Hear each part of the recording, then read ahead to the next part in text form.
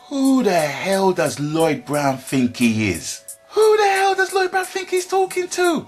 The answers to all these questions and more after these messages.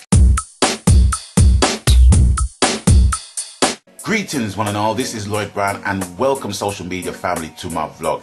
It is early in the morning. I think it's around 7:30, 20 to 8 on a Friday morning. I simply wanted to make this video because it just has to be made. Right, so let's cut out the pleasantries and the BS, okay? And let's get straight into it. Let's cut to the chase. First thing I'm gonna say, life is a lesson. We will never graduate because we are all still learning. Now, my favorite subject in life is simply human nature. And where else can you find a plethora of lessons in human nature than, yes, here in social media? Because that's where you find it all. You find it all there. You find things that people will tell a potential 7 billion people, but would not tell their best friend. Now, at this point, I know within myself I'm beginning to digress and go off on another tangent. So I'm gonna rein it in and basically keep it to the subject that I initially wanted to talk about here today for you, which is tagging. Tagging is a feature on social media that is widely used by people. Some for very good reasons, some for not good reasons, some for relevance, and some for just total non-relevance. So I want to get into the whole tagging thing and the subject matter within the tagging situation.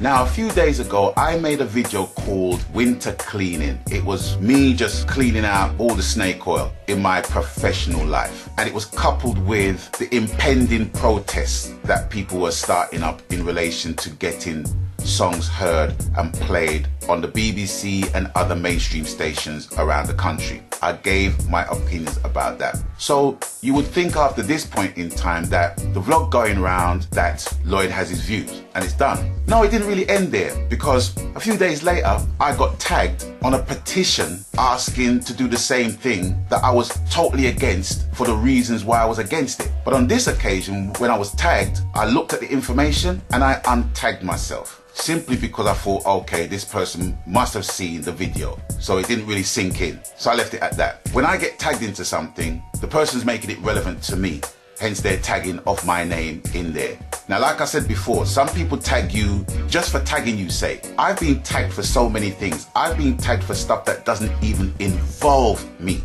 And I'm thinking, well, why are you doing that? Why are you tagging me for something that has no relevance to me?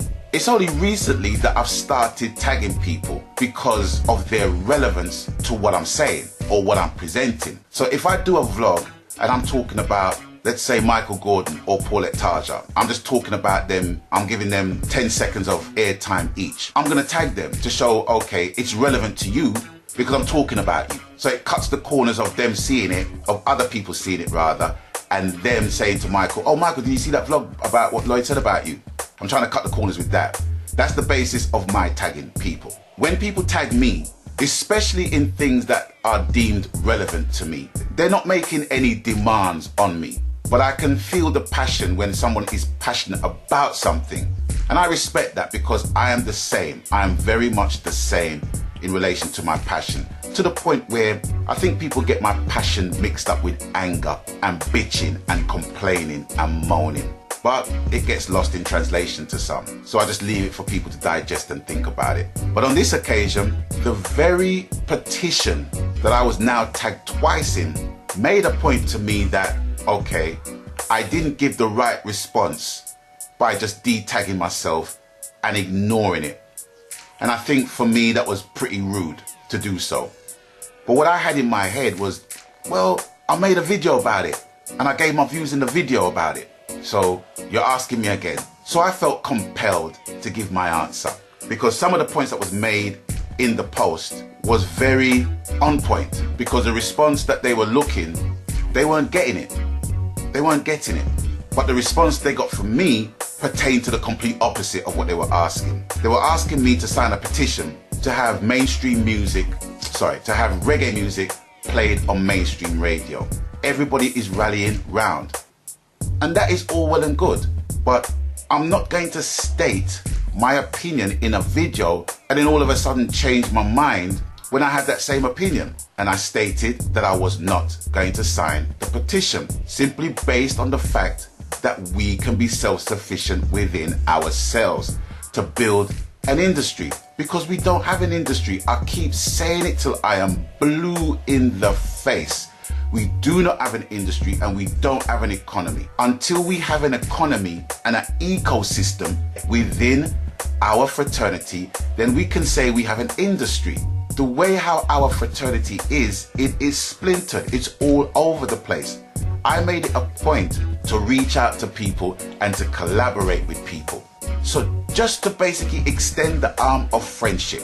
And I think I'd done that. But what I was noticing, and what I still notice today, even 24 hours ago, that we are still in this cliquey habit. We're in the habit of being cliquey with one another. I've heard people say to me, well, I just don't know how to approach you, Lloyd. I don't know how to approach you. I just feel nervous to approach you. And I'm thinking, do I present myself in a way that makes people feel like that? It's something that I can't apologize for.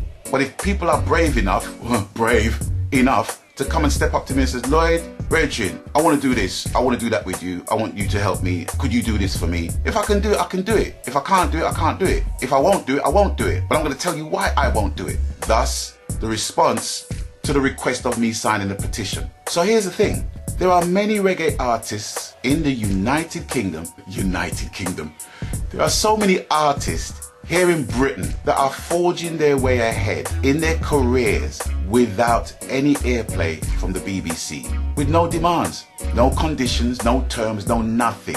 I mentioned the BBC just being an example of mainstream radio, so it's not completely leveled at the BBC. There are so many artists that are forging their way ahead. But then there's also lots of new artists as well. And the thing about the new artists that's coming up, there's a percentage of the new artists, they have their followers. They know how to work social media. They know how to work social media, so they get the followings. They collaborate with the people they want to collaborate with, and they build up their repertoire so they can say, yeah, I've worked with that person, this person, that person, that person. And they have a video log, a vlog, to document that, thus engaging the viewers, engaging the followers, engaging the fans to support what they're doing. So when they go to a record company or a radio station, or a representative does on their behalf, they can see, okay, so this person's got a presence on the internet, and they will get a look in. But you see the problem with some artists in this thing, they don't even send information to an MP3 file of their tunes, and they expect a DJ to give it the fullest promotion. Now, if you don't give them the information, how the hell can they're not gonna guess? Is it because that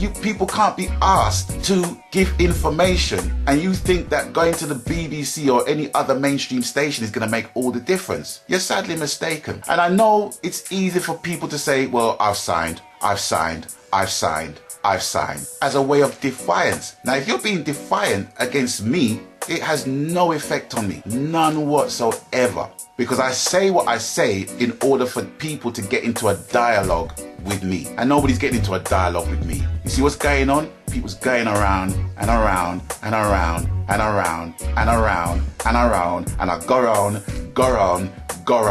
and saying, you see what Lloyd Brown put up? Have you seen what Lloyd Brown put up? But you won't talk to me. You're talking a liquor clique, and that's the problem. You know what I'm saying? Organize and centralize. We've been singing about Marcus Garvey's teachings for so long, yet still we can't do it. Or there's groups of people that can do it. There's groups of people that can do it and do it.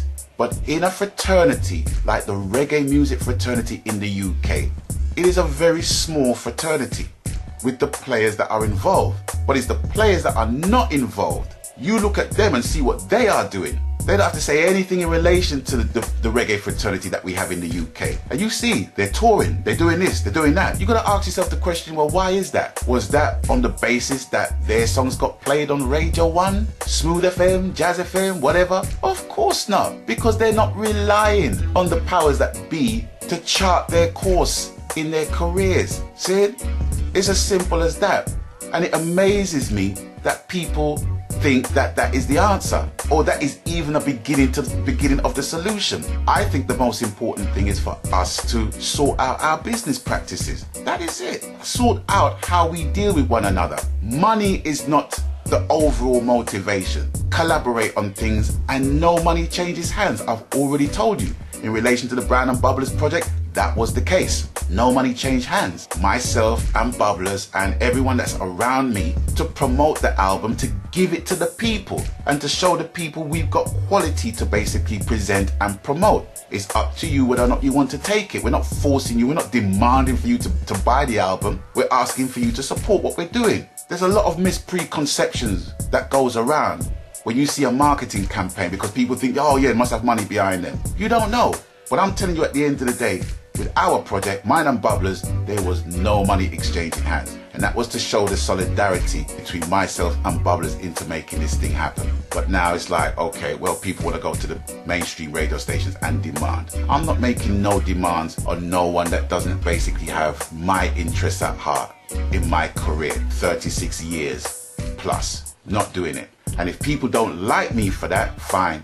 Not a problem. If people want to feel how they feel about me and don't even want to talk to me about it, fine. I'm not going to sign up to something within a reggae fraternity that's basically cliquey within itself.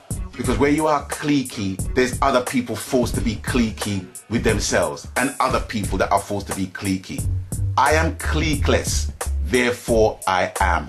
And that's who Lloyd Brown thinks he is. So it's with that, ladies and gentlemen, boys and girls, brothers and sisters, I'm gonna bid you guys adieu for now. People, please abstain from foolishness, even your own. Alright? And until I catch you on the next one, people stay blessed. McGahn, roll that thing. Abstain from foolishness.